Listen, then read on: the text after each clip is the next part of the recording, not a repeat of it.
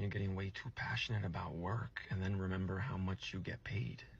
I remember when I worked corporate, I had this motto that I lived and died by, because I was one of those people, especially as a woman of color, like there's an extra level and something extra that you have to prove just so that you can see and say that you belong in this room. But by the end of my corporate career, I was preaching. They only pay me enough to push the buttons.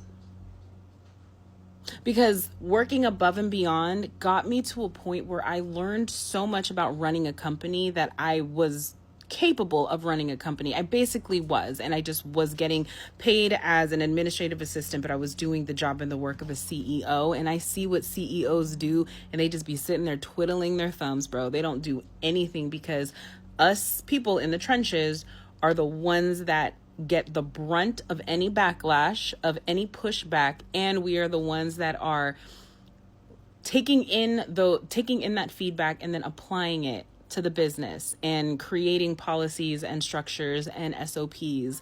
And it got to the point where I was burnt out because I felt so underpaid, so underappreciated, that I was like, okay, I need to start my journey of getting out of corporate, because I will never, like, it just, I don't know if it's because I'm a woman of color. I don't know if it's because I'm not working under the right management, but there is this strategy where they want to keep you right there, where you're going above and beyond, but they're not going to recognize it in a way where they're going to promote you, give you a pay raise, whatever the case is. It's more kind of like a pat on the back, and then they'll ask you for more. But baby, I only get paid enough to push buttons.